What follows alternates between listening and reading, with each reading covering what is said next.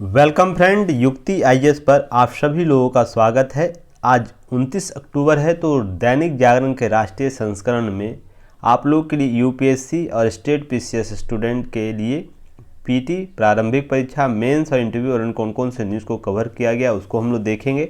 साथ ही साथ जितने भी कॉम्पिटिटिव एग्ज़ाम आप लोग फिल करते हैं, वनडे एग्ज़ाम जिसे कहा जाता है, उसमें पीटी और कौन कौन से टॉपिक को कवर किया गया है उस पर भी हम नज़र डालते हुए आगे बढ़ेंगे। आगे बढ़ने से पहले आप लोग यूट्यूब चैनल को ज़रूर सब्सक्राइब कीजिए, युक्ति आईएएस के यूट्यूब चैनल को।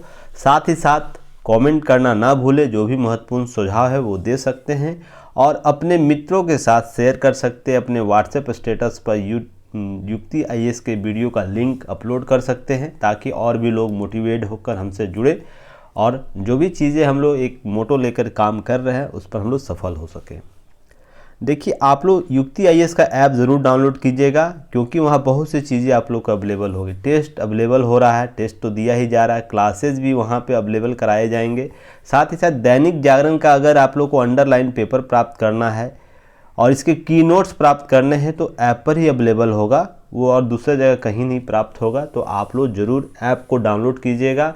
और देखिए, मात्र 299 का पैक रखा गया 1 साल का। इससे सस्ता दुनिया में कुछ हो नहीं सकता है एजुकेशन के फील्ड में। अगर आपको प्रत्येक डे 1 रुपया भी हिसाब नहीं बैठ रहा है तो सोचिए, जिस पर आपको अंडरलाइन करके दिया जाता है, की नोट्स बना के दिया जाता है, तो चीज़ों को गंभीरता को समझिए क्यों ऐप पर दिया जा रहा है। बहुत से कारण हो सकते हैं, तो आप लोग 299 परचेज कीजिए पैक ऐप पर डाउनलोड करके और आप इस सारे सेगमेंट को प्राप्त कर सकते हैं और अपने आंसर को, अपने स्टडी को इम्प्रूव कर सकते हैं।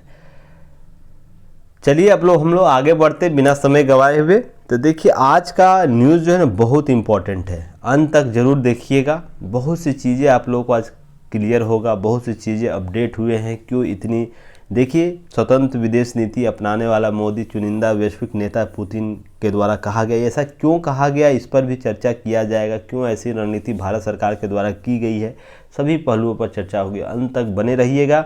आज पॉलिसी सुधार पर आप लोग एक टॉपिक कवर किया गया विस्तृत। यह आपको पीटी, मेंस और इंटरव्यू तीनों स्तर पर काम करता है। ध्यान रखिएगा, अगर पाँच क्वेश्चन इंटरव्यू में पूछे जा रहे हैं, उसमें एक क्वेश्चन पुलिस डिपार्टमेंट से होता है, पुलिस सुधार से होता है, या पुलिस में जो भी कार्य खामियां हैं उस पर होता है, तो आप लोग इसे गंभीरता से लीजिएगा और अंत तक वीडियो को देखिएगा। चलिए देखिए, ये जो टॉपिक है अभी चल रहा है, मुंबई में आतंकवाद की रोकथाम पर संयुक्त राष्ट्र सुरक्षा परिषद जो बैठक हो रही, उसी में मुंबई हमले के साजिशकर्ताओं को अब भी मिल रही है पनाह, जयशंकर जी के द्वारा कहा गया है। तो ये जो न्यूज़ है ना, आपको यूपीएससी के जीएस पेपर 2 और 3 में कवर करेगा, जिसमें आपको सीमा मुद्दा जो भी है, सीमावर्ती मुद्दाएं जो रहती है, आतंकवाद, सीमा पर आतंकवाद, उससे संबंधित होगा। साथ ही साथ अंतर्राष्ट्रीय सहयोग क्या हो रहा है, जो टॉपिक है यूपीएससी जीएस पेपर 2 और 3 में, उसमें कवर होगा। आप स्टेट पीसीएस वाले स्टूडेंट अपने जीएस पेपर से इस टॉपिक को टैली कर लेंगे और इस न्यूज़ को कवर करेंगे। तो देखिए, आपको मैंने इस पर पहले भी चर्चा किया हूँ, कुछ बातें मैं यहाँ स्पष्ट करूँगा। आतंकवाद पर रोकथाम के लिए संयुक्त राष्ट्र का सुरक्षा परिषद का जो बैठक हो रही है, उस बैठक में मुंबई में जयशंकर जो हमारे विदेश मंत्री हैं, उनके द्वारा कहा गया कि 26 नवंबर 2008 को मुंबई पर जो हमला करने वाले आतंकियों को अभी भी शरण दिया जा रहा है, उन्हें सज़ा नहीं दिलाई जा सकी है। भारत ने एक आतंकी को जिंदा पकड़ा था, उसके खिलाफ मुकदमा चला और फिर सज़ा दी गई।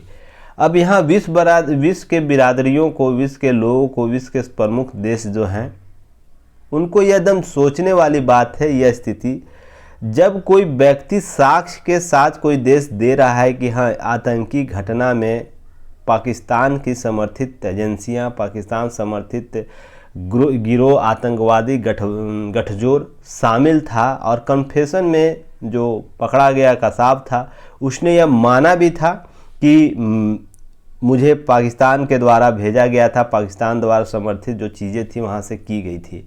फिर भी विश्व बिरादरी अगर इस स्तर पर आकर संयुक्त राष्ट्र सुरक्षा परिषद में आकर आतंकवाद के खिलाफ कुछ नहीं कर पा रहा है, तो इसकी मैं कहूँगा वैचारिक निपुणता और वैचारिक कमजोरी आप इसको समझ सकते हैं कि कितना यह संस्था किस स्तर पर कमज़ोर है कि कोई देश अगर साक्ष्य के साथ सारे चीज़ों को प्रस्तुत कर रहा है, फिर भी कोई विश्व की ऐसी संस्था है जो इन आतंकवादी समूहों के खिलाफ एक ठोस कदम अभी तक नहीं ली।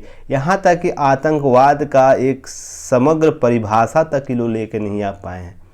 तो इसमें बहुत से ड्रॉबैक है इस समितियों का। बस कागजी कार्रवाई कर देने से ही समस्याओं का हल नहीं हो सकता। जैसे आपको जलवायु परिवर्तन पर सम्मेलन हो रहा COP27, जैसे कि आपको डेली करंट अफेयर्स में इवनिंग में क्लास लिया गया था, उसमें बताया भी गया था।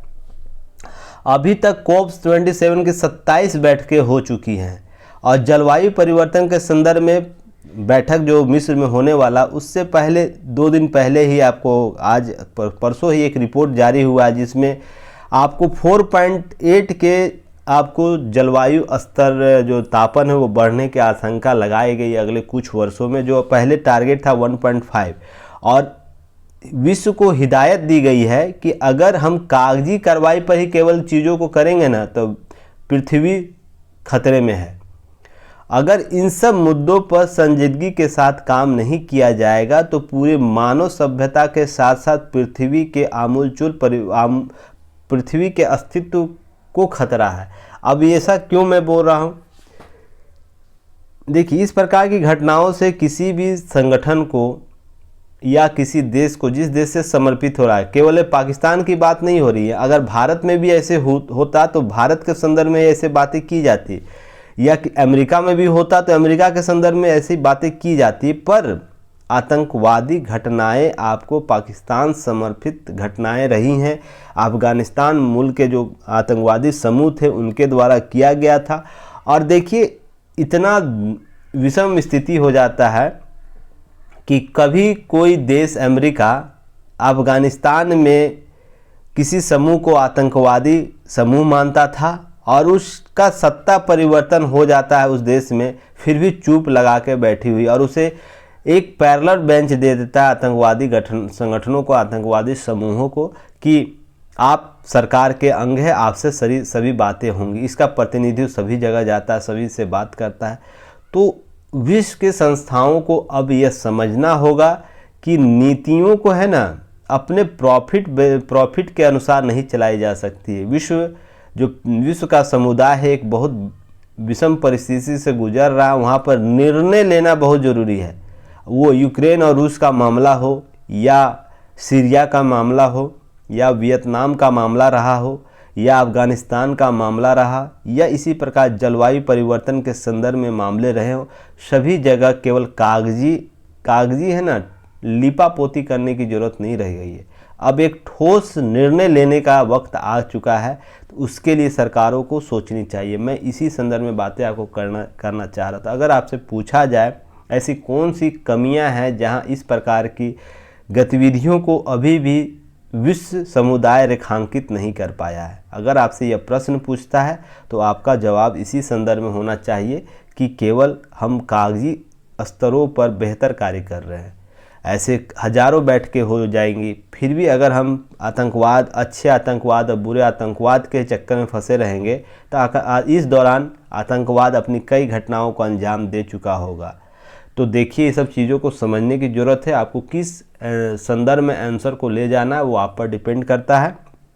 इस पर पहले मैंने बहुत बार चर्चा कर चुका हूं, तो आप पहले के वीडियो प्लेलिस्ट में जाइएगा, आपको मिल जाएगा। और सभी वीडियो के नीचे आपको कमेंट सेक्शन में उस दिन का जो टॉपिक क्या होता है वो दिया रहता है, तो उस टॉपिक को देखकर आप कवर कर लीजिएगा।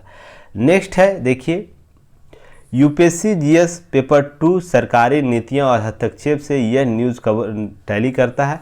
तो आप लोग यूपीएससी जो स्टेट पीसीएस वाले स्टूडेंट हैं अपने जीएस से इस टॉपिक को, यूपीएससी जो जीएस पेपर 2 सरकारी नीतियां और हस्तक्षेप है उसको टैली कराइएगा और इस न्यूज़ को कवर कीजिएगा।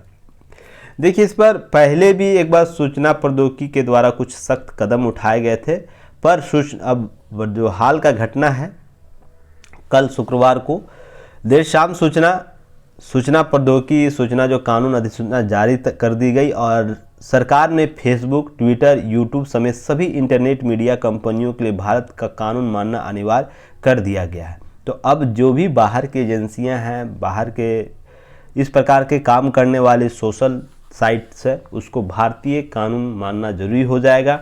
इंटरनेट मीडिया कंपनी नागरिकों के संवैधानिक अधिकारों को कमज़ोर नहीं कर सकती है। इंटरनेट मीडिया के सभी प्लेटफॉर्म अपने उपयोगकर्ताओं के प्रति जवाबदेह होना होगा और यह बहुत हद तक सही कदम है कि कोई भी एजेंसी, मान लीजिए फेसबुक रहे, ट्विटर रहे, यूट्यूब रहे या किसी प्रकार की ऐसी जो ऑनलाइन साइट्स है, वो भारतीय नागरिकों के हितों के संदर्भ में काम करेगा, भारत के लोगों के हितों में काम करेगा। जैसे आप अमेरिका में काम करते हैं, कनाडा में काम करते हैं, यूरोप के किसी कंट्री में काम करते हैं, वैसे भी उसकी नीतियों का पालन भारत के लोगों के हितों, संवैधानिक अधिकारों की रक्षा करते हुए करना होगा। इसमें कुछ देखिए, अपीलीय समिति के गठन की बात की गई है। अब सभी को 90 जो भी एजेंसियां हैं, मान लीजिए फेसबुक है, ट्विटर है या इस प्रकार के जो भी ऑनलाइन साइट एजेंसियां हैं, वो देखिए 90 दिनों तक अपीलीय समिति का गठन करना होगा, नहीं तो उस पर कार्रवाई की जाएगी। हाल ही में गूगल पर कार्रवाई की गई, आप लोग प्रतिस्पर्धा आयोग के बारे में मैंने बताया भी था। अगर नहीं करेगा, इसी प्रकार की एजेंसी कार्य करेगी, उस पर दंड लगाया जाएगा। कंपनियों के शिकायत अधिकारी के फैसले से असंतुष्ट व्यक्ति 30 दिन के भीतर अपीलीय समिति में अपील कर सकेगा और अपीलीय समिति ऑनलाइन विवाद समाधान तंत्र अपनाएगी। सुनवाई की पूरी प्रक्रिया डिजिटल मोड में होगी। तो यह बहुत ही बेहतर कदम है कि डिजिटल मोड में काम करना है। पर मैं आपको क्या बोलूँ, केवल कागजी सतहों पर काम करना, अभी मैंने आपको बताया था, हाल पर ही मुझे साइबर अटैक हुआ था, आपको मैं बताया था कुछ दिन पहले ही। आप इसका धरातलीय स्तर समझ लीजिए। मैंने फेसबुक को, यूट्यूब को, यहाँ तक कि भारत सरकार की जो क्राइम एजेंसियाँ हैं उनको मेल किया, उनको अपना केस दर्ज करवाया, अभी तक किसी का कॉल रिटर्न नहीं आया। सोच लीजिए, धरातल पर ये होता है। केवल कागजी सतहों पर चीज़ों को कवर कर लेना ही समस्या का समाधान नहीं होता है, उसको ग्राउंड लेवल पर ले जाकर कार्य का प्रस्तुतिकरण करना, उसके धरातलीय स्तर पर जो समस्या है लोगों से काम करना, ये सब। अब यहाँ तक समझिए, मैंने पीएमओ ऑफिस तक को ट्वीट कर दिया है, अमित शाह जी को ट्वीट किया, पीएम को ट्वीट किया इस मामले में कि आपकी एजेंसियाँ किस रूप से काम करती है। फिर भी चीज़ें ना, ढाक के 3 पात वाला, आप लोग कहानी सुनते हैं ना, कहावत सुने होंगे, ढाक के 3 पात, वही वाला सिस्टम हमारे देश में है। केवल ज्ञान हो जाना ही सबसे इम्पोर्टेंट नहीं है, ज्ञान का वास्तविक उपयोग होना सबसे इम्पोर्टेंट है। जो कॉन्सेप्ट है, वैसे ही एजेंसियां क्रिएट कर देना, एजेंसियों को बना देना, एजेंसियों को के संदर्भ में नियम कानून बना देने से ही केवल एजेंसी का जो अस्तित्व है, एजेंसी का कार्य है, वो प्रतिफल नहीं हो सकता। जब तक वो धरातल पर आकर लोगों के संबद्ध कार्य को नहीं करेगा, उसके वास्तविक संदर्भों को सॉल्व नहीं करेगा, उनकी वास्तविक समस्याओं को निराकरण नहीं करेगा, तब तक यह कार्य और गतिविधि कहीं न कहीं कमज़ोर कड़ी होगी। और ऐसे लाखों एग्जाम्पल आपको देखने को मिल जाएंगे जहाँ पर एजेंसियाँ बहुत सशक्त बनी हुई है। जैसे लोकपाल हमारे यहाँ है ना, लोकपाल बिल आया था भ्रष्टाचार मिटाने के लिए, बहुत ही रामबाण के रूप में। इसमें एक लोकपाल के संदर्भ में एक राज्य में एक पार्टी का गठन हो गया है, वो वर्तमान में मुख्यमंत्री हैं। पर भ्रष्टाचार के संदर्भ में क्या वास्तविकता है, आप सभी से छुपा हुआ नहीं है, मुझसे भी छुपा हुआ नहीं, सरकार से भी छुपी नहीं है। अभी तक लोकपाल में जो नियुक्तियाँ होती वो सही तरीके से नहीं हुई। तो इसलिए मैं यह समझता हूँ कि चीज़ों को है ना बेहतर तरीके से लागू करना है तो धरातल स्तर पर काम करना होगा। बाकी चीज़ें पहले भी चर्चा की जा चुकी, आप लोग उसे देख लीजिएगा। चलिए नेक्स्ट, अब ये इम्पॉर्टेंट है। अब देश के प्रधानमंत्री के द्वारा बात की गई है कि एक देश एक वर्दी पर विचार करे राज्य, प्रधानमंत्री मोदी के द्वारा कहा गया है। यह यूपीएससी के जीएस पेपर 3 में आपको कवर करेगा। आंतरिक सुरक्षा में क्या बदलाव किए जा रहे हैं, उससे रिलेटेड आपको चीज़ें, न्यूज़ को कवर करेगा। देखिए, प्रधानमंत्री जो बैठक चल रही है, जो आपको आंतरिक सुरक्षा 2047 का जो बैठक चल रहा है, आप लोगों को अमित शाह जी उनका नेतृत्व कर रहे थे, उसी में एक कड़ी के रूप में लास्ट जो संबोधन था प्रधानमंत्री के द्वारा किया गया, जिसमें उन्होंने क्या कहा है, पूरे देश में पुलिस को एक समान वर्दी की जरूरत बताई और राज्य को एक देश एक वर्दी की सलाह देते हुए उनको यह स्पष्ट किया कि इसे राज्य पर थोपा नहीं जा रहा है, उन्हें खुद इसकी संभावनाओं पर विचार करना चाहिए। पुलिस प्रधानमंत्री ने फेक न्यूज और अर्बन नक्सल के बड़े खतरे के प्रति राज्यों को आगाह करते हुए उनसे निपटने की रणनीति की सलाह दी। तो 2-3 चीज़ें यहाँ पर कवर होगा, फेक न्यूज, अर्बन नक्सल और आपको एक देश एक वर्दी का कॉन्सेप्ट। 3 आपको यहाँ पॉइंट कवर होता है, 3 क्वेश्चन 3 टॉपिक कवर होता है। तो मैंने अर्बन नक्सल के बारे में चर्चा कर चुका हूँ, फेक न्यूज़ के बारे में भी चर्चा कर चुका हूँ। अब एक देश एक वर्दी है, उस पर बहुत सी चिंताएं उभर कर आएंगी, तो सारे चीज़ों को आ जाने दीजिए, 2-4-10 दिन में आ जाएगा। इस पर विस्तृत एक वीडियो बन जाएगा नेक्स्ट टाइम के, क्योंकि देखिए चीज़ें सामने आ गई है। प्रधानमंत्री के मन में जो बातें थी वो उन्होंने बोल दिया। अब इस पर देश में प्रतिक्रिया आएगी, इसके पक्ष में बातें आएंगी, विपक्ष में बातें आएंगी, दोनों को समझ के हम लोग न्यूट्रल वे में जो चीज़ें होंगी उस पर हम लोग चर्चा करेंगे। फिलहाल इतना ही समझिए। 2 टॉपिक पहले कवर हो चुका है, तो आप लोग इसे प्लेलिस्ट में देख लीजिएगा। बाकी एक जो टॉपिक है आने वाले समय में कवर किया जाएगा। इस बीच कुछ बातें यहाँ पर की गई है जो आप लोग को आगे मैं जब पुलिसिंग अभी पढ़ाऊँगा अमित शाह जी के सेगमेंट में, नेक्स्ट अभी पेज 1-2 पेज के बाद है वो न्यूज़, तो उसमें मैं कुछ बातें करूंगा, उसी के संदर्भ में देखिए। माहौल बिगाड़ने के लिए फेक न्यूज़ काफ़ी है और ये बहुत हद तक काफ़ी है। मान लीजिए किसी चीज़ को एक पहले से भी हम लोग सुनते आ रहे हैं, किसी एक झूठ को अगर 100 बार बोला जाए तो वो आपको सच हो जाता है, सच के समानांतर कार्य करने लगता है और सच ही कहीं छुप जाता है। ऐसा आप लोग सुने होंगे ना। वैसे ही फेक न्यूज़ है। फेक न्यूज़ अगर सोशल मीडिया पर चल जाता है किसी के बारे में तो उसको फॉरवर्ड कर दिया जाता है, किसी भी सत्यता की जांच किए बिना ही। किसी प्रकार की मान लीजिए व्हाट्सएप यूनिवर्सिटी है, फेसबुक यूनिवर्सिटी है, ट्विटर यूनिवर्सिटी है, और हाल ट्विटर पर तो बहुत से लोग बिना ज्ञान के ज्ञानी बने जा रहे हैं।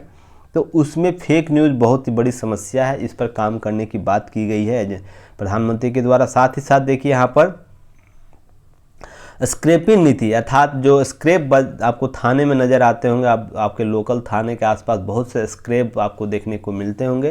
पुरानी गाड़ियों के स्क्रैप बेचकर पुलिस नई गाड़ियाँ उपलब्ध करा सकते हैं, पुलिस की कार्यकुशलता की वृद्धि होगी। देखिए जो हमारे वेस्टेज हैं उससे बेहतर उपयोग करने के लिए जो सुझाव दिए गए वो बहुत बेहतर है, मैं भी इसको कहीं ना कहीं सपोर्ट करता हूँ। देखिए आप इससे होता क्या है, अतिक्रमण बढ़ता है उस क्षेत्र में, अर्थात मान लीजिए पुलिस स्टेशन में 20 साल 15 साल की गाड़ियां पड़ी हुई है, वो 20 से 15 साल तक वो गाड़ियां उस पुलिस स्टेशन परिसर में वो अतिक्रमण किए रहती है और वो पूरा सड़ गल जाती है, उसका उपयोग कुछ नहीं हो पाता। जो इसके वास्तविक जो मालिक होते हैं वो इस पर इंटरेस्ट भी नहीं लेते। एक नीलामी के तहत इसे आप इस पर निर्णय ले सकते हैं या कोर्ट में जाके इसके लिए एक ऑर्डर ले सकते हैं और इसका स्क्रैप नीति के तहत आप इसे नए गाड़ियों में परिवर्तित कर सकते हैं। तो इससे एसेट भी बढ़ेगा, राज्य की क्षमताएं, पुलिस स्टेशन की क्षमताएं भी बढ़ेगी। और यह प्रावधान कर दिया जाना चाहिए जिस थाने में स्क्रैप होगा उसी से उसका आपको नई गाड़ियां या इस प्रकार संसाधन डेवलप कर सकता है, तो उसी थाने में लागू होगा। ऐसा नहीं कि राज्य उसको पूरे स्क्रैप को ले ले और उसके बाद उसको मॉनिटरेशन अलग अलग तरीके से करे। तो यह आप इस प्रकार से चीज़ों को समझने की कोशिश कीजिएगा, ये कहीं ना कहीं बेनिफिट होगा।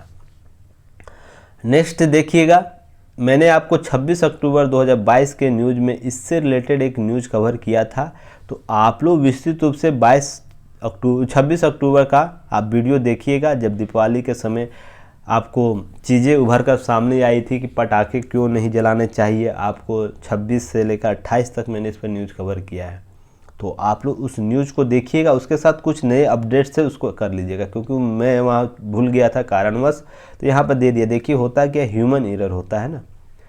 अब किसी टॉपिक पर एक बार दिमाग में चले जाते इन सब टॉपिक को, ये सब पॉइंट कवर हो जाता है, फिर भी कुछ पॉइंट ऐसे होते हैं जो आप नहीं चाहते हुए कवर नहीं कर पाते हैं या किसी भूलवश छूट जाता है। तो उसी में एक है, आप लोग जो एयर सूचकांक है ना, वायु AQI एयर क्वालिटी इंडेक्स, उसमें आप लोग है ना ये जोड़ लीजिएगा। मैंने सारी चीज़ों को कवर कर दिया था आपको कि सफ़र में कौन कौन से वायु प्रदूषक शामिल होते हैं, एयर क्वालिटी इंडेक्स में कौन कौन होते हैं, NSSQ में कौन सा कवर होता है, सारे प्रदूषक की सूची बना के आप लोग को मैंने शामिल किया था। उसी में एक चीज़ आप लोग कवर कर लीजिएगा, एयर क्वालिटी इंडेक्स में है ना, गुणवत्ता का जो मानक है उसके बीच, जैसे 0 से अगर 50 होगा तो वो सबसे स्वच्छ अच्छा वातावरण माना जाएगा, स्वच्छ वातावरण माना जाएगा। इसी पर अगर 51 से लेकर 100 तक जो होगा वो आपको संतोषजनक आपको वायु प्रदूषण एयर क्वालिटी इंडेक्स माना जाएगा। 101 से लेकर 200 तक जो वायु इंडेक्स होगा वो आपको मध्यम श्रेणी का माना जाएगा। इसी प्रकार आप देखते हैं 201 से लेकर 300 के बीच खराब स्थिति मानी जाएगी। 201 से लेकर 300 के बीच को जो एयर क्वालिटी इंडेक्स होगा वो आपको खराब स्थिति मानी जाएगी। 301 से लेकर 400 बेहद खराब स्थिति मानी जाएगी। वैसे ही 401 से लेकर 500 के बीच AQI गंभीर माना जाएगा। तो यहाँ देखिए AQI जो है एयर इंडेक्स अभी गाजियाबाद में 384 चल रहा था, बहुत ही खराब स्थिति में है। तो अगर मान लीजिए आपको 0 से लेकर 500 के एयर इंडेक्स दिए हुए हैं, क्वालिटी इंडेक्स, इसके बीच में जो भी होगा वर्गीकरण पूछ सकता है, तो आप लोग इसे कवर कर लीजिए। बस क्या कीजिएगा, जो नोट्स आपको दिए हैं ना उसके नीचे आपको ये एयर क्वालिटी इंडेक्स का स्तर का मानक आप लोग ऐड कर लीजिएगा। जो 0 से 50 है, 51 से लेकर 100 है, 101 से लेकर 200 है, 201 से लेकर 300, 301 से लेकर 400 और 401 से लेकर 500, यह बस आप लोगों को ऐड कर लेना। बाकी चीज़ें आप लोग 26 अक्टूबर में सारी चीज़ों को कवर कर दिया गया है। एयर इंडेक्स क्या होता है, सफ़र क्या होता है, NSQ क्या होता है, फिर राष्ट्रीय स्वच्छ मिशन क्या है, सभी पर चर्चा की जा चुकी है। तो विस्तृत न्यूज कवर किया गया। 26 और 28 शायद होगा, एक दीपावली के एक दिन पहले का, एक दीपावली के एक दिन बाद का न्यूज़ होगा, तो आप लोग इसे कवर कर लीजिएगा, उसको देख लीजिएगा। जो भी अभी तक नहीं देखे हैं, जो देखें उसको बहुत धन्यवाद, क्योंकि न्यूज़ आप लोग एनालिसिस देख रहे हैं। देखिए जो चीज़ें मैं यहाँ देता हूँ ना, आप लोग उसका आउटपुट है ना एग्ज़ाम में आप लोग को देखने को मिलेगा। एक न्यूज़ को देख लेने के बाद मेरे न्यूज़ एनालिसिस का आउटपुट आपको नहीं पता चलेगा। अगर आपको ऐसा लगता है किसी अभ्यर्थी को कि एक दिन न्यूज़ कवर कर लिए और उसके बाद 10 दिन न्यूज़ कवर करते हैं, 10वां दिन जाकर न्यूज़ कवर करते हैं, तो प्लीज़ मेरे प्लेटफॉर्म पर आप लोग मत रहिएगा। इससे होता क्या है ना, आपके अभी एटीट्यूड चेंज होगा। अब मेरा तो जो चीज़ें हैं मैं जो चाहता हूँ वो तो कभी होगा नहीं। आप रेगुलर वॉच कीजिए, तो आप इसका ना जो उद्देश्य से मैंने इसे शुरू किया है, जिस स्तर पर जाके काम कर रहा हूँ, वहाँ उसका आउटपुट आपको एग्ज़ाम के रिज़ल्ट में देखने को मिले। नहीं तो बहुत से स्टूडेंट ऐसे हैं जो 52 से 57 नंबर से अपना PT स्टार्ट करते हैं किसी अलग संस्थान से, हमारे से जुड़ने के बाद वो 104 तक पहुँच जाते हैं, अर्थात लगभग 52 नंबर का उनका सुधार होता है PT के स्तर पर। तो मेंस के स्तर पर कितना सुधार होगा आप सोच लीजिएगा। तो चीज़ें आप समझिएगा, जो मैं चीज़ें बोलना चाहता हूँ, आप लोग समझदार हैं तो आप लोग चीज़ों को समझिएगा। आप रेगुलर वॉच कीजिए, रेगुलर चीज़ों को देखिए। बस इतना ही कवर कर देते हैं दैनिक जागरण न्यूज एनालिसिस को, सेगमेंट को, तो आप मान के चलिए आपका 50 से 60% सिलेबस के टॉपिक जो है ना आराम से कवर हो जाएंगे। उसके जो इम्पोर्टेंट पार्ट्स हैं, करेंट्स हैं, बेसिक स्ट्रक्चर्स जो टॉपिक के होते हैं, उससे रिलेटेड केस स्टडी जो है सभी कवर हो जाएगा। इसीलिए मैं बोलता हूँ यह आप लोग के लिए एक वरदान स्वरूप दिया जा रहा है। चीज़ें समझिएगा और आप लोग सदुपयोग कीजिए इसका। आपको केवल ये 299 इसलिए लिया जा रहा है ना क्योंकि आप इसके प्रति जवाबदेह बनिए। ऐसा बिल्कुल नहीं कारक है कि इसके पीछे कोई आर्थिक समृद्धि का कारक रहा होगा। अब 299 रुपये एक साल देना, आप समझ सकते हैं कि इसका उद्देश्य मात्र क्या रहा होगा, क्या रह सकता है। केवल मुझे अपना जो ग्रुप सिस्टम है उसे, सॉफ्टवेयर सिस्टम, उसको चलाना रहता है। बाकी मैं बहुत जगह से अर्न कर लेता हूँ, जिससे मैं अपना ज़िंदगी में अपना अच्छा से काट सकता हूँ। अगर यही रहता तो इसका प्राइस आपको कम से कम 1500 से 2000 रुपये के आसपास इस सेगमेंट का होना चाहिए था। जितनी मेहनत इस पर, मैं इतना मेहनत तो आपको किसी टॉपिक को UPSC और PCS के टॉपिक पढ़ाता हूँ ना, उस पर नहीं करता हूँ।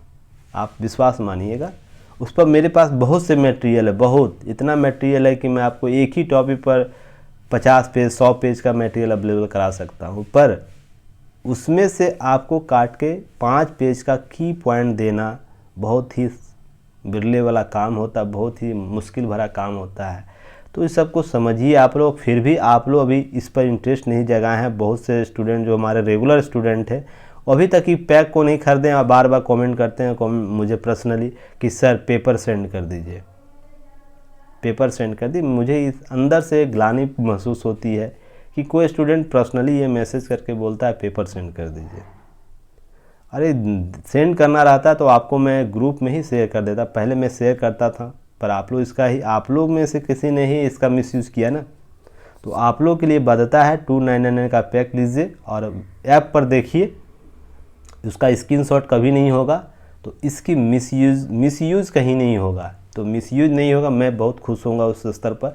और उसके लिए आप लोग काम करिएगा। जब आप पैसे लगा दीजिएगा ना, आप लोग बेहतर काम कीजिए। मैं मेंटलिटी को समझता हूँ, क्योंकि भारतीय का 1 रुपया भी कहीं लग जाता है ना, उसके प्रति जवाबदेह हो जाता है। और आपको कोहिनूर हीरा भी मैं फ्री में दिलवा दूँ ना, तो आप उसका इज्जत नहीं कीजिएगा। ये भारतीयों का सबसे बड़ा ड्रॉबैक है, आप इसको समझ सकते हैं। कैसे? अगर 1 रुपया का कोई ज़मीन आप खरीद लेते हैं ना, एक कट्ठा, मान लीजिए 10,000 रुपये को कोई ज़मीन खरीदते हैं, उसके पास आप खून बहाने को तैयार रहिएगा। पर ऐसे ही कोई दान आपको दे दिए कि हाँ तुम मेरे फसल पर मेरी खेती कर दो और उसके एवज़ में तुम मुझे रुपया दे देना। आप अगर कोई इसका अतिक्रमण भी आके कोई दूसरा व्यक्ति कर ले, आप इस पर सवाल नहीं उठाइएगा। यही मानसिकता है भारतीयों का। तो ये चीज़ को समझिए कि मैं जो चीज़ें आपको दे रहा हूँ ना, मैं दुनिया को देखा, दुनिया में बड़े बड़े संस्थानों में काम कर चुका हूँ। वहाँ पर जो मेंटलिटी है एजुकेशन सिस्टम में, वो क्या है आप समझ सकते हैं। तो ज़्यादा मैं नहीं बोलूँगा, अभी भी मैं आप लोगों को बोल रहा हूँ 299 का पैक है और आप इसे परचेज कर लीजिए। तो जाके आपका जो सफल बनने का एग्ज़ाम है ना, सफल, मुझे सिविल सर्विस में सफल होना है, तो आपका कहीं ना कहीं बहुत करीब होंगे। नहीं तो बस ये सोचेंगे मैं 299 क्यों दूं, मुझे तो आपको पेपर मिल जा रहा है, न्यूज़ एनालिसिस मिल जा रहा है, वीडियो देख ले रहा हूं, पर इसका जो क्रक्स है ना आपको कहीं नहीं मिलेगा। मैंने कुछ वैसा दिया ही नहीं है ऑप्शन जो आप लोग क्रक्स इसका कहीं से आप लोग उतार लीजिएगा। इसलिए आपको इसको चीज़ों को समझना होगा। चलिए, और टाइम वेस्ट नहीं होता है। किसी स्टूडेंट ने मुझे बोला कि सर पेपर सेंड कर दीजिए, टाइम वेस्ट होता है, अधिक पढ़ता हूँ। तो मैं इस पेपर को बनाने में, आपको पेपर कब सेंड हुआ? 6 बजे के आसपास सेंड हुआ होगा ना। अभी कितना बज रहा है? 11 बज रहा होगा आपको न्यूज़ अपलोड जब होगा। 4 घंटा बनाने में करता हूँ, जबकि आपसे मैं ज़्यादा ज्ञान अर्जित किए हुआ, ज़्यादा एक्सपीरियंस लिया हुआ। मुझे काम फास्ट करने की आदत है, मैं अतिरिक्त काम फास्ट कर लेता हूँ आप लोगों से, तो मुझे जाके 4 घंटा लगता है। अगर यही चीज़ें आप लोग पर छोड़ दिया जाए, आप इसे सारा दिन लगा दीजिएगा, इतना इंपॉर्टेंट क्रक्स को नहीं कंप्लीट कर पाइएगा। तो आप लोग इसकी गंभीरता को समझिए और चीज़ों को आगे बढ़िए। चलिए नेक्स्ट, बाकी चीज़ें बाद में हम लोग ज्ञान करेंगे। नहीं तो होता है क्या, ज़्यादा आप लोग को कर दिया जाएगा तो फिर आप लोग अलग ही सेंस समझ लेते हैं। चलिए कोई बात नहीं है। ज़मीन पर दिखेंगे पुलिसिंग में बदलाव, अमित शाह जी का बोला गया और यह बैठक चल रहा है विजन 2047। यह बहुत ही इंपॉर्टेंट टॉपिक है। आप लोग जो भी स्टूडेंट सुन रहे हैं, इनको अगले 1-2 साल के लिए आप लोग इंपॉर्टेंट टॉपिक में शामिल कर लीजिएगा। ये लगातार पुलिसिंग में बदलाव के लिए, आंतरिक सुरक्षा के लिए जो सुधार के अभी कल्पना की गई है, वो बहुत ही महत्वपूर्ण है। देखिए, इसमें लगातार आपको कुछ चीज़ें अपडेट होंगी, जिसमें मुख्यमंत्री और गृह मंत्रियों के साथ चर्चा की गई। और विजन 2047 के लिए राज्यों को लक्ष्य निर्धारित करने के लिए उसके कार्य योजना बनाने के वार्षिक समीक्षा सलाह दी कि कैसे काम किया जाएगा। केंद्र सरकार पूरी आपराधिक न्याय प्रणाली डिजिटल बना रही है। Crime and criminals tracking network and system develop करने के बाद अधिकांश थाने जुड़ चुके हैं। ई जेल, ई कोर्ट, ई फॉरेंसिक, ई प्रोसिक्यूशन, जो जांच करने की प्रक्रिया होती है, ढांचा तैयार किया जा रहा है। इन्हें आपस में जोड़ने का काम चल रहा है। साथ ही साथ अपराधियों की सज़ा सुनिश्चित कराने के लिए फॉरेंसिक के लिए इस्तेमाल को बढ़ावा दिया जा रहा है। हाल ही में मैंने आप लोग को इस पर न्यूज़ भी कवर किया, फॉरेंसिक एक्ट के संदर्भ में। राज्यों की आपराधिक न्याय प्रणाली इस अत्याधुनिक और डिजिटल स्वरूप के निचले स्तर पर अपनाने की सलाह दी गई है।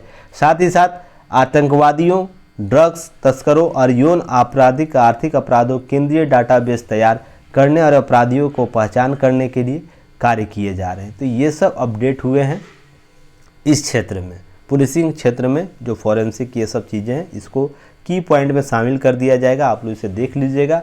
अब इस पर देखिए इम्पॉर्टेंट जो की पॉइंट है, बेसिक पॉइंट है, उसे आप लोग देखिएगा। आपको यूपीएससी का यह टॉपिक है जीएस पेपर 3 में सुरक्षा बल, उसकी नीतियां और निर्णयन के संबंध में कवर होता है। स्टेट पीसीएस वाले स्टूडेंट अपने जीएस के टॉपिक से टैली करा लेंगे इस टॉपिक को और उस न्यूज़ को कलेक्ट करेंगे साथ में। सबसे पहले तो आप लोग ये जानिए कि पुलिस सुधार से संबंधित जो कौन कौन से आयोग, विभिन्न समितियां और निर्देश सुप्रीम कोर्ट या हाई कोर्ट के द्वारा दिए जा चुके हैं। तब मैं आगे बात करूंगा इसमें सुधार क्यों इतना आवश्यक हो गया है, क्या क्या समस्या है, साथ ही साथ किन स्तरों पर सुधार की बल दी जानी चाहिए। केवल जो बातें समिति इस बैठक में ली गई है, क्या वहीं तक पुलिस में सुधार करने की आवश्यकता है या उससे इतर भी सुधार करने की आवश्यकता है। देखिए, पहला आयोग इस तरह राष्ट्रीय पुलिस आयोग 1977-81 के बीच गठित किया गया था, तो बहुत से सुझाव दिए थे। रिब्यूरो समिति 1988, पद्मा भैया समिति 2000, मली मत समिति 2002-3 के बीच गठित की गई थी पुलिस सुधार के लिए। पुलिस एक्ट मसौदा 2005, उसी के साथ प्रकाश सिंह बनाम भारत संघ मामला सर्वोच्च न्यायालय आदेश 2006, यह बहुत ही इम्पोर्टेंट सुझाव था पुलिस सुधार में और यह इसमें राज्य की सरकारें बहुत परिवर्तन की थी, इस राज्य आदेश को मानी थी, बहुत से सुधार किए थे। इस पर मैं चर्चा करूंगा। यह याद रखिएगा, प्रकाश सिंह बादल बनाम भारत संघ मामला, आपको सर्वोच्च न्यायालय आदेश 2006। फिर पुलिस सुधार का पर द्वितीय प्रशासनिक सुधार आयोग की सिफारिश है। जो भी एस्पिरेंट अगर तैयारी कर रहे हैं यूपीएससी का और स्टेट पीसीएस का, तो प्रशासनिक सुधार आयोग, द्वितीय प्रशासनिक सुधार आयोग को जरूर आप लोग पढ़ लीजिएगा, जिसे आप लोग ARC कहा जाता है, एडमिनिस्ट्रेटिव रिफॉर्म्स कहा जाता है। आयोग जो है वो गठित किया गया है। 2 प्रशासनिक सुधार आयोग पहले गठित हो चुका है, तो द्वितीय प्रशासनिक सुधार को आप लोग जरूर पढ़ लीजिएगा। PDF आपको अवेलेबल है, गूगल पर सर्च कीजिएगा द्वितीय प्रशासनिक सुधार आयोग रिपोर्ट, आप वहाँ से डाउनलोड करके इसे पढ़िए। इस पर बहुत से मुद्दों पर सिफारिशें की थी और यहाँ से यूपीएससी डायरेक्ट प्रश्न पूछता है। ध्यान रखिएगा, यूपीएससी और स्टेट पीसीएस यहाँ से इस टॉपिक जो सुधार आयोग में जो टॉपिक कवर किए गए हैं, उसमें जो सुझाव दिए गए, उसमें जो समस्याएं बताई गई है, उससे संबंधित जो दिशा निर्देश दिए गए हैं, उससे रिलेटेड आपको प्रश्न पूछा जाता है। और आप लोग जो भी स्टूडेंट इसको कर लेता है ना, तो बहुत सी चीज़ों को उसके आइडियोलॉजी डेवलप हो जाता है, किसी विषय पर सोचने समझने में आपका नज़रिया चेंज हो जाएगा और इन सब चीज़ों को कवर कर लेना है। फिर नेक्स्ट है पुलिस एक्ट मसौदा 2002 समिति गठित की थी 2015 में, वो भी पुलिस सुधार से संबंधित बहुत से सुझाव और दिए गए थे। तो आप इसके संदर्भ में ये सब को याद रखना, जब भी प्रश्न पूछे तो आपको इस तरह का डायग्राम बना लेना है, फ्लो चार्ट, और इसे कवर कर लेना है। ठीक है, आपको मैंने फ्लो चार्ट भी बनाना सिखाया हूँ, किस प्रकार से फ्लो चार्ट बनाना, किस रूप से इसे। अब देखिए यहाँ पर मौजूदा पुलिस व्यवस्था में क्या दिखते हैं, क्या समस्या है, किस रूप से हम इसे उभारना चाहते हैं, ये सब चीज़ों पर बात करेंगे। देखिए, पुलिस की जवाबदेही तय करना बहुत ज़रूरी है। वो किसके प्रति जवाबदेह होगा, यह सबसे बड़ा प्रश्न है। तो ये देखिए, लगातार दूसरे प्रशासनिक सुधार आयोग ने टिप्पणी की थी जो मैंने आप लोग दूसरे प्रशासनिक सुधार की बात की ना, उसी से मैंने निकाला है ये सब चीज़ें, कि कार्यपालिका द्वारा इस शक्ति का दुरुपयोग किया जाता है कि पुलिस की जवाबदेही किसके प्रति होगी। अब और मंत्रीगण व्यक्तिगत और राजनीतिक कारणों से पुलिस बल का उपयोग करते हैं। देखते होंगे ना, एक तो पहले अंतर्राष्ट्रीय मानकों के आधार पर भारतीय पुलिस की संख्या कम है, उसके बावजूद भी कार्यपालिका के शक्तियाँ हैं जो इसका प्रयोग करती। बहुत से ऐसे कार्यपालिका वर्क है जिसको पुलिस विभाग का उपयोग करती, जैसे फिर साथ ही साथ मंत्रीगण या जो PM से लेकर जो CM की काफिलाएँ होती है या मंत्रियों की काफिलाएँ होती है, उसके सुरक्षा में बहुत से पुलिसकर्मी लगे रहते हैं। तो वो देखिए, समस्या यह है कि इसके अगर संख्या बढ़ा दी जाए तो कोई दिक्कत नहीं, बस संख्या कम है उसके बाद इसका उपयोग हो रहा है ना, तो ये दुरुपयोग माना जाएगा ना। पहले ही स्तर देखिए, मैं यहाँ पर बता दूँ, पहले पुलिसकर्मियों का पर्याप्त संख्या है।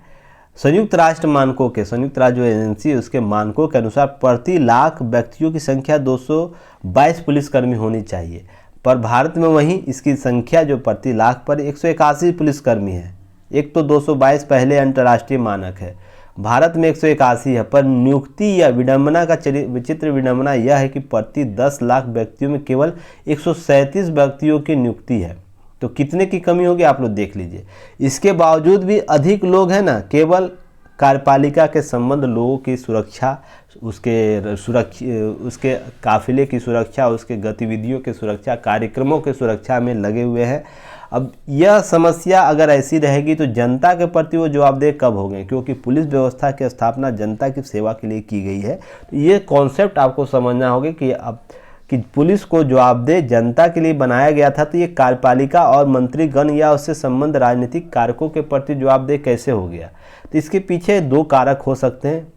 एक तो सबसे बड़ी समस्या है पुलिस कर्मियों की कमी। अगर अधिक कर दिया जाए तो अधिक से अधिक लोग जनता में काम करेंगे, कुछ इनकी भी सुरक्षा जो, ऐसा नहीं मैं बोल रहा हूँ कि मंत्रीगण की सुरक्षा नहीं होनी चाहिए, क्योंकि वह राज्य के एसेट है, त्वरित उनको कहीं पहुँचना रहता है, तो उनके लिए सुरक्षा मानकों की जरूरत है तीव्र आवागमन के लिए। तो उनके लिए अतिरिक्त बल की व्यवस्था की जा सकती है, या जो चीज़ें हैं आपको उस तरह किया जा सकता है।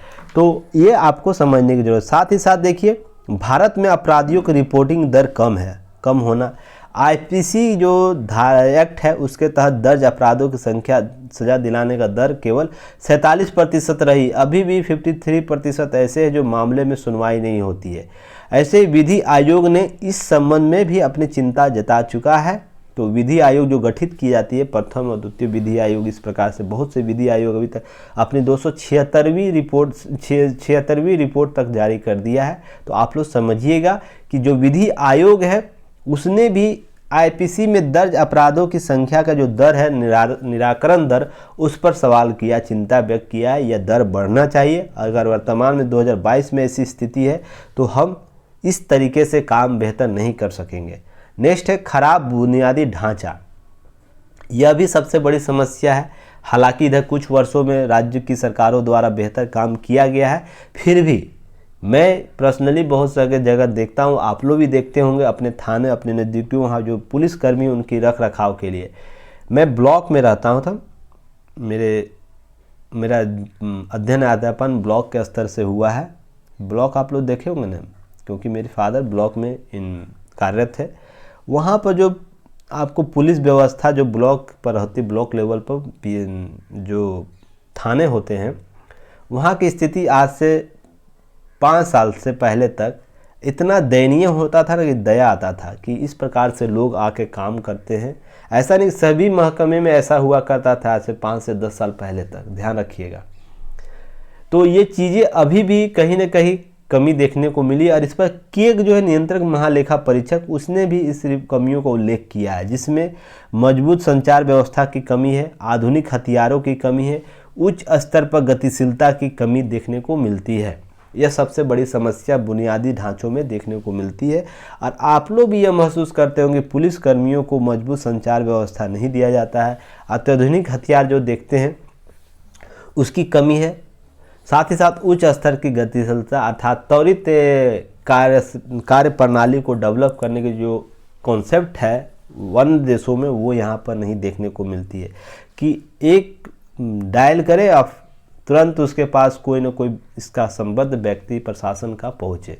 तो आप, और छोटे छोटे मान लीजिए विदेशों में आपको देखने को मिलता होगा, आप लोग सोशल मीडिया पर देखते होंगे, पुलिस का काम केवल लोगों की सुरक्षा करना नहीं है। पुलिस का काम अपने क्षेत्र में उन सभी संसाधनों की सुरक्षा करना है जो राज्य का एसेट होता है। ठीक ना, आप इस कॉन्सेप्ट को समझिएगा विश्व पुलिसिंग में और भारतीय पुलिसिंग में। पर भारत में क्या है, लोगों की सुरक्षा करने के लिए काम किया गया है। विश्व में आप बहुत से सोशल मीडिया पर देखते होंगे, कोई गली रास्ते पर रास्ता है, आप लोग सोशल मीडिया पर अमूमन देखते होंगे, एक जो पैदल यात्रियों के लिए जो बनाया जाता है उस मेन रास्ते में, तो वहाँ से कोई बत्तख आया, अगर बत्तख का कोई झुंड जा रहा है अपने बच्चों को लेकर, तो कार्रवाई पुलिस वहाँ पर जो लगी रहती है ट्रैफिक को रोक देती है, उस बत्तख को भेजती है। उसकी समझिएगा मानसिकता को राज्य वहाँ इस एसेट मानता है। या इस प्रकार से देखते होंगे कि कहीं पर मेन हॉल में, अर्थात जो नाला होता है उसमें कोई कुत्ते का बच्चा या किसी प्रकार के जीव जंतु फंस जाते हैं तो पुलिस को कॉल करके बुलाया जाता है, संबद्ध फायर ब्रिगेड को बुलाकर उस मेन होल को खोल के उसको निकाला जाता है। केस स्टडी के तौर पे इसे समझिए, क्या भारतीय पुलिस को इस प्रकार के काम के लिए बुलाया जाएगा तो क्या वो काम करेगी इस प्रकार? पहले तो बहुत पीटेगी उसको, और जो चीज़ें हैं समान धरातल पर बोलेगी दिमाग ख़राब हो गया तुम्हारा, इस सब तरीके पर बुला रहे हो, हमारे पास से केस अलग अलग तरीके का, यहाँ पर बोलने और कार्य की पद्धति भी अलग अलग तरीके से। तो सबसे पहले बुनियादी ढांचे को सुधार करना है कि जो गतिशीलता है, राज्य की एसेट क्या है, इसे समझाने बहुत सबसे बड़ी सबसे बड़ा आपको समस्या है कि पुलिस को यह समझाना कि राज्य का एसेट किसे मानिए आप। आपके क्षेत्र में जो भी चीज़ें हैं ना, सभी राज्य के एसेट है और उसका रक्षा करना, उसकी सुरक्षा करना आपका कर्तव्य है। और इसके लिए सभी व्यवस्थाएं जब तक नहीं होगी तो पुलिस के पास भी लिमिट संसाधन है तो मजबूर वो भी बेचारी है। तो इसलिए मैं आपको बोलता सबसे पहले खराब बुनियादी ढांचे को सुधार करने की ज़रूरत है। और ये केस स्टडी पर आप लोग समझा सकते हैं, ऐसे नहीं समझा पाइए क्या खराबी बुनियादी ढांचा है। अब गतिशीलता की मैं बात की तो क्यों गतिशील है या व्यवस्था अन्य देशों से बात हो रही, मैं इस तरह आपको समझा दूँ, समझ पाइएगा नहीं तो केस स्टडी के तौर पर अपने आंसर राइटिंग में शामिल कीजिएगा। एग्जाम्पल बताइएगा कि हाँ हमारे यहाँ हमारे यहाँ जो पुलिसिंग व्यवस्था है राज्य को एसेट किसे मानती है और विश्व में जो पुलिसिंग व्यवस्था में राज्य है कि एसेट पुलिस किसे मानती है। जब इसको समझा दीजिएगा, जो एग्जामिनर है ना आपको इसी सब की पॉइंट को ढूंढता है, इंतजार करता है कोई स्टूडेंट इसे लिखा है या नहीं लिखा है, बाकी कहानी तो सभी लोग लिखेंगे ना। पुलिस और जनता के बीच पर्याप्त सहयोग की कमी भी है, आपको लगातार देखने को मिलती है। हालांकि कुछ दिनों में ये सब सुधार हुआ पर उतना व्यापक स्तर पर नहीं हुआ जितना व्यापक स्तर पर आपको अन्य देशों में पुलिसिंग में देखने को मिलता है। अब ये मत आप सोच लीजिएगा मैं अन्य देशों के बारे में बहुत कह रहा हूँ कि भारत में पुलिसिंग व्यवस्था एकदम खराब है, एकदम खराब नहीं, पर जितने हालात भारत में जैसे हालात हैं ना उसके वनिस्पत में भारत अन्य देशों से पिछड़ा हुआ इस क्षेत्र में।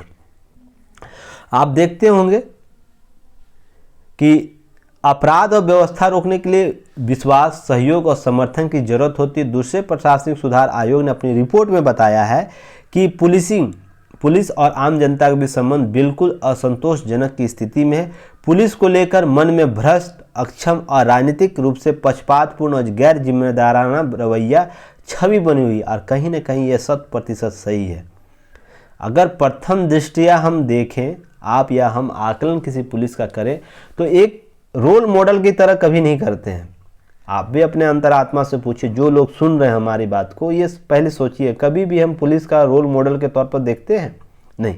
हाँ, किसी खास घटना के संदर्भ में रोल मॉडल हम देख लेते हैं, पर एक समान घटना के रूप में मान लीजिए अभी हम उठें और एक रोल मॉडल के तौर पर हम किसी की कल्पना अपने मन में करते हैं तो क्या किसी पुलिस विभाग के किसी अधिकारी का नाम आता है? नहीं आता होगा। ये बिरले ही कभी कभी आ जाता है, जैसे आपके किसी क्षेत्र में ऐसे कोई कर लेंगे, पर यह धारणा ही सबसे बड़ी समस्या है लोगों में कि जैसे आप देखते हैं कोई पुलिस रोडवेज में कोई घटना घट जाती है, कोई व्यक्ति अगर पुलिस रिपोर्ट भी करता है तो उसको इतना परेशान किया जाता है ना वो अगली बार सोच के भी किसी व्यक्ति की हेल्प नहीं कर सकता। इसी प्रकार हर मामले में देखने को मिलता है। हालांकि कुछ दिशा निर्देश सुप्रीम कोर्ट द्वारा इस संदर्भ में दिए गए हैं, पर मैं आपको क्या बोला, कागजी चीज़ों पर कार्य करने से समस्याओं का निदान नहीं होता। सतही स्तर पर चीज़ों को, समस्याओं को समाधान करना सबसे इम्पोर्टेंट है। आप यह महसूस करते होंगे अगर रोडवेज या किसी बाजार नुक्कड़ पर अगर इस प्रकार कोई घटना होती है जहाँ पर पुलिसिंग रिपोर्टिंग करना होता है तो पुलिस को सुझाव देना, तो बहुत से लोग इसी स्तर पर सोच के हट जाते हैं ना कि उसके बाद पुलिस मुझे परेशान करेगी। तो यही सबसे बड़ी समस्या है, विश्वास कायम नहीं हुआ। कोई व्यक्ति चाहकर भी पुलिस की सहायता नहीं कर सकती है। तो यह कॉन्सेप्ट जब तक नहीं डेवलप होगा, आप एक केस स्टडी पर सोचिएगा। एक कोरोना काल में एक सिपाही बहुत प्रचलित हुए थे जिनको रात में गश्ती करते थे, दिन में गश्ती करते थे, बड़े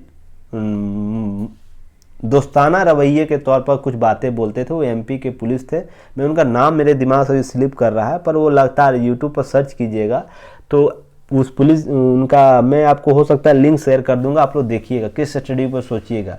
अगर उस प्रकार से भी काम कोई व्यक्ति जाके करता है ना, तो समाज में अगर कोई ऐसी स्थिति आ गई है जो कोरोना की स्थिति है, तो वहाँ भी लोग उनका सहयोग करते हैं।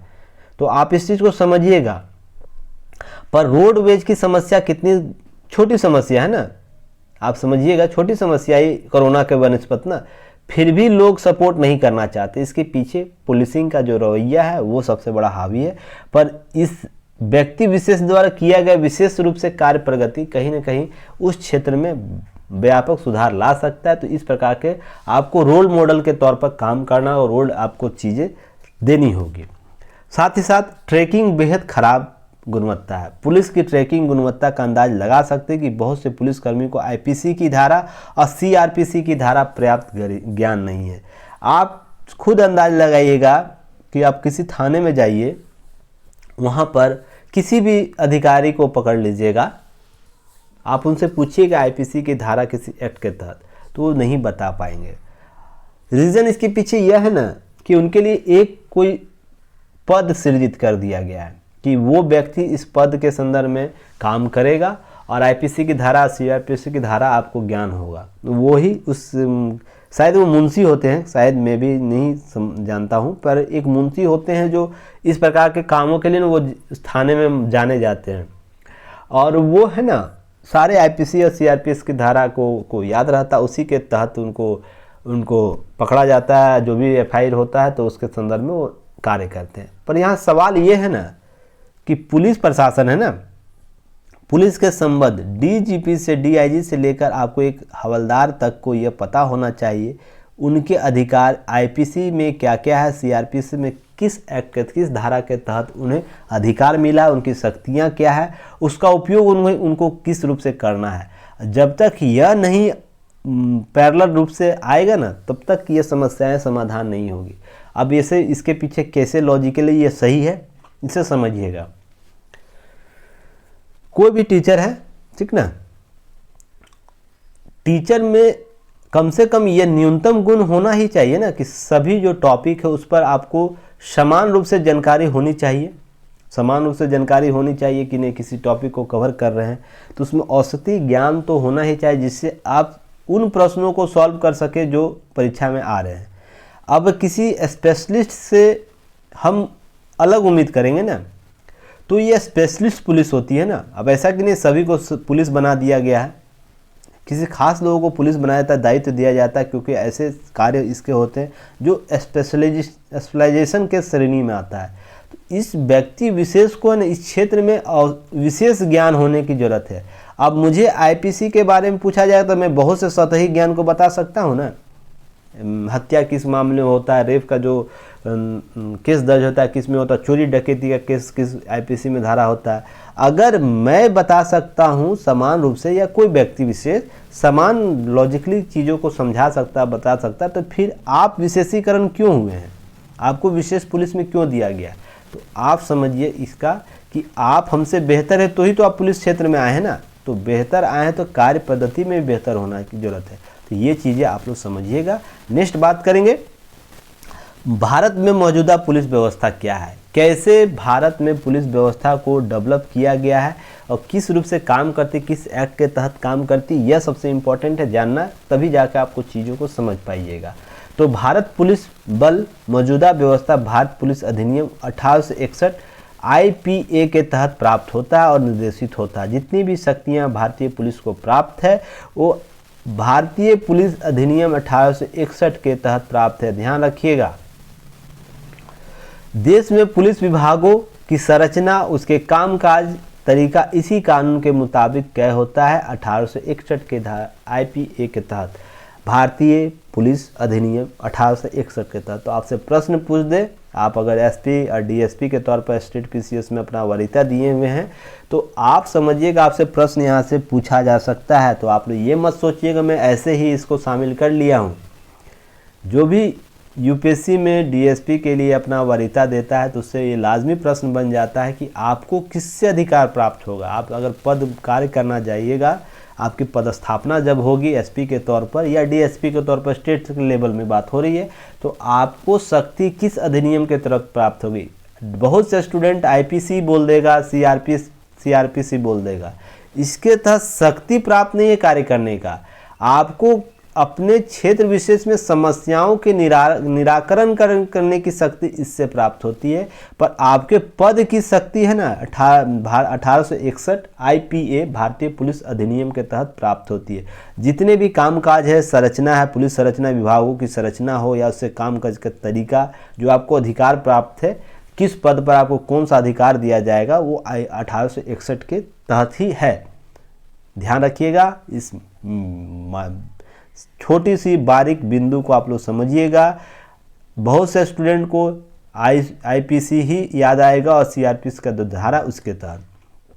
कई राज्यों में अपने पुलिस मैनुअल भी है जिसमें विभिन्न विषयों पर विवरण होता है। राज्य पुलिस संगठन किस प्रकार किया जाए, इसकी भूमिकाएं और जिम्मेवारी क्या होगी, किन रिकॉर्डों को रख रखाव किया जाना चाहिए, इत्यादि विषयों पर आपको मैनुअल बनाया गया है। तो एक तो IPA है आपको 1861 IPA, ठीक ना, और एक आपको राज्य के मैनुअल, पुलिस मैनुअल दिया जाता है। उसके तहत आपको सारे अधिकार, सारे कार्य की श्रेणियां बांट के दी जाती है ताकि आप उसके अनुसार, मान लीजिए बिहार में है तो बिहार का मैनुअल होगा, बिहार पुलिस का मैनुअल होगा, यूपी में तो यूपी पुलिस का होगा, महाराष्ट्र में तो महाराष्ट्र का, जम्मू कश्मीर में तो जम्मू कश्मीर का होगा, इसी तरह केरला में है तो केरला का पुलिस मैनुअल होगा और आपको उसके अनुसार काम करना होगा। इसलिए चीज़ें इस तरह उभर कर सामने आती है। तो आप लोग समझिएगा कहाँ की बात कहाँ से हो रही है। अब भारतीय पुलिस अधिनियम 1861 जो है अतिरिक्त कुछ और भी कानून जिसके पुलिस प्रशासनिक व्यवस्थाओं को निर्देशित करती है। सबसे पहले तो 1861 हो गया। आप देखिए IPC की धारा जो है 1862, जो भारतीय दंड संहिता IPC 1862, भारतीय साक्ष्य अधिनियम 1872, IEA दंड संहिता प्रक्रिया जो 1861 CRPC है शामिल है। ये इसके तहत आपको कार्य करने के है ना शक्ति प्राप्त होती है। अर्थात मान लीजिए आपको किसी की हत्या हो जा रही है, उसमें आपको कौन कौन से एक्ट के तहत उसको दर्ज करना है या किसी मामले को किस रूप से जांच करनी है, तो इस एक्ट के तहत आपको अब किस साक्ष्य के तहत, साक्ष्य अधिनियम के तहत किसी का साक्ष्य संग्रह करना है, इसकी शक्ति आपको इससे प्राप्त होगी। पर पद और पदों का वर्गीकरण आपको IPA से ही प्राप्त होगा, ध्यान रखिएगा। नेक्स्ट है भारतीय संविधान का अनुच्छेद 246 और IPA की धारा 3 के अनुसार पुलिस बल राज्य सूची का विषय है। तो ध्यान रखिएगा, इसलिए केंद्र इस पर कोई कानून नहीं बना सकता। इसलिए आप लोग बार बार देखते होंगे, हर बार हल्ला होता है दिल्ली में या तो अन्य क्षेत्रों में, राज्य की शक्तियों का हनन किया जा रहा है केंद्र के द्वारा, ये सब चीजें सुनते होंगे ना। तो पुलिस में बाय प्रोडक्ट के रूप में केंद्र काम करती है। मान लीजिए अभी हाल ही में केंद्र सरकार ने लगभग 25,000 करोड़ का एक अनुदान राशि दिया है पुलिस में आधुनिकीकरण के लिए। तो केंद्र सरकार इसे दे सकती है, पर राज्यों में आधुनिकीकरण या उन समस्याओं का निराकरण करने के लिए अंतिम रूप से जवाबदेह राज्य की पुलिस होगी। इसलिए राज्यों के गृह मंत्रियों का सम्मेलन बुलाया जाता है। तो समझिए कहाँ की बातें कहाँ से होती है।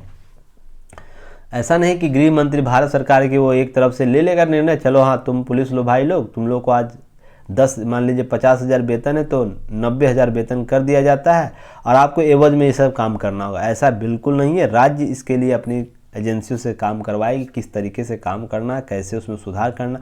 हाँ, केंद्र की सरकार उसमें सुझाव दे सकती है राज्यों को इस प्रकार से काम करना है। जैसे प्रधानमंत्री PM के द्वारा, जो मोदी जी हैं उनके द्वारा बोला गया ना, एक राष्ट्र एक वर्दी होना चाहिए। राज्यों को पुलिस को ऐसा करना चाहिए, कोई दबाव नहीं दिया जाए, थोपा ना जाए। कारण इसके पीछे यही है कि धारा 3 और 246 राज्य पुलिस जो बल है वो राज्य के विषय है, तो उसमें दखल दे नहीं सकती है। राज्य आग्रह जरूर कर सकती है केंद्र सरकार राज्यों से। तो ध्यान रखिएगा, आपको ये सब चीज़ें समझ में आएगी।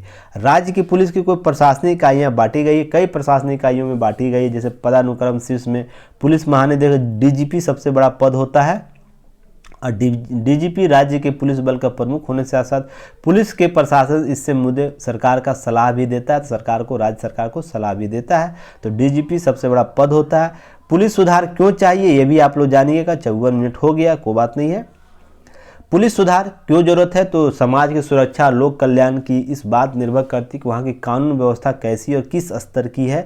आपको सबसे राज्य लोक कल्याणकारी राज्य की अवधारणा कायम करना चाहता है तो उसका वास्तविक धरातल तभी तय होगा जब वहाँ की कानून व्यवस्था, उससे संबद्ध कार्य पद्धति किस स्तर की, कितना सहयोगी है, यह सबसे इम्पोर्टेंट है। इसलिए पुलिस में सुधार की जरूरत है। नेक्स्ट है पुलिस में जनता के प्रति संवेदनशील बनाकर विश्वास जीतना, पुलिस जैसी संस्था के भरोसे बनाना पुलिस सुधार जरूरी है। इसलिए सबसे इम्पोर्टेंट ये अभी पार्ट है, इसके लिए सुधार की जरूरत है। वर्तमान में पुलिस अपराधीकरण की शिक्षा देने राजनीतिकरण का शिकार है, इसलिए भी समय की मांग के अनावश्यक राजनीतिक हस्तक्षेप को खत्म करने के लिए पुलिस सुधार की जरूरत है। आप बार बार पुलिस का अपराधीकरण या अपराधियों का पुलिसीकरण या राजनीति का अपराधीकरण और अपराधियों का राजनीतिकरण कॉन्सेप्ट सुनते होंगे ना, उसमें कहीं पुलिस पर अतिरिक्त दबाव आता है, वो उनके प्रभाव में आके काम करने को मजबूर हो जाता है। ऐसे हजारों केस आपको देखने को मिल जाएगा जो अपराधी श्रेणी के लोग आकर राजनीति में आ जाते हैं, उसके बाद काम क्रिया करते हैं और पूरा सिस्टम को मॉडरेट करते हैं। नेक्स्ट है समय के साथ अर्थव्यवस्था विकसित हो रहा है जिसमें साइबर अपराध, धोखाधड़ी जैसे अपराध की संख्या बढ़ोतरी होना और स्वाभाविक है कि बदलते हुए जरूरतों से पुलिस में भी सुधार किया जाए। अब हम 5G टेक्निक में आ रहे हैं तो 5G से संबंधित जो भी समस्या अपराध है, हाल ही में आपको जामताड़ा कांड आप लोग सुनते होंगे, या बिहार में अभी आपको जो सचिव जी हैं, मुख्य सचिव जो सुभानी जी, उनके अकाउंट से साइबर क्राइम हुआ है। साथ में बिहार के DGP हैं, पुलिस प्रशासन, उनके साइबर क्राइम किया गया है। तो इसी प्रकार बहुत से जिलों में, यहाँ तक कि कोई मंत्री हैं, उनसे भी साइबर क्राइम के तौर पर उनसे पैसे ऐंठ लिया गया। तो आप देखिए पुलिस की समस्याएं ना बदलते दौर में और भी नए नए तरीके अपनाएंगे लोग, क्योंकि जब इस प्रकार के टेक्निक डेवलप होता है तो लोगों की प्रवृत्ति भी चेंज होती चली जाती है। तो पुलिस को उससे निपटने के लिए बहुत ज़रूरी है कि इस प्रकार से काम करें। अब प्रकाश सिंह बनाम भारत संघ मामले में सर्वोच्च न्यायालय ने निर्देश किया गया 2006 में क्या दिए वो आप लोग जान लीजिए। उसके बाद इस सेशन में आज जो वीडियो है वो इतना ही रहेगा। उसके बाद हम लोग नेक्स्ट टॉपिक पर देखेंगे। सर्वोच्च न्यायालय ने केंद्र सरकार और राज्य सरकारों को 7 निर्देश दिए थे 2006 में। उसी के अनुसार इन निर्देशों में पुलिस सुधार करने की जरूरत, एक व्यवहारिक तंत्र का खाका प्रस्तुत करने को कहा था जिसमें प्रत्येक राज्य सुरक्षा आयोग का गठन होगा और यह सुनिश्चित करने के लिए सरकार पुलिस का अनावश्यक दबाव न डाले, यह भी काम करना होगा। व्यापक नीतिगत दिशा निर्देश करेगी, राज्य पुलिस प्रदर्शन का आकलन करेगी, राज्य DPI आयोग आधारित पर कार्य करेगी, अनुमोदन पुलिस की भूमिका निभाई करेंगी और विभिन्न पुलिस मामलों में कार्य करेगी। ये सब आपको काम करना है, ये सब चीज़ें आपको अपडेट है, आपको दे दिया जाएगा। बहुत लंबा विषय, एक नज़र डाल लीजिएगा। विकल्प और भी क्या है तो मलिमत जो समिति, उस पर काम करने की जरूरत है। मॉडल पुलिसिंग 2006 पर काम करने, स्मार्ट पुलिसिंग पर काम करने की जरूरत है। इस प्रकार के दिशा और कार्य करने की जरूरत है। तो देखिए हाल ही में भारत सरकार ने 2021-22 के संदर्भ में आपको 2025-26 के लिए आधुनिकीकरण के लिए आपको अम्ब्रेला स्कीम के तहत लगभग 26,275 करोड़ आवंटित किए हैं जो पुलिस बलों का आधुनिकीकरण कामकाज के लिए सुधार करेगा। बहुत ही इंपॉर्टेंट है, आपको इसे कवर कर लेना है तो ये चीज़ें कवर हो जाएंगे। नेक्स्ट आप लोग देखिएगा, सड़क सुरक्षा पर पहले भी मैंने बात की है, ये भी आप लोग कवर कर लेना ये सब चीज़ें। नेक्स्ट हम लोग आगे चर्चा करेंगे नेक्स्ट वीडियो में। चलिए तब तक के लिए धन्यवाद, जय हिंद।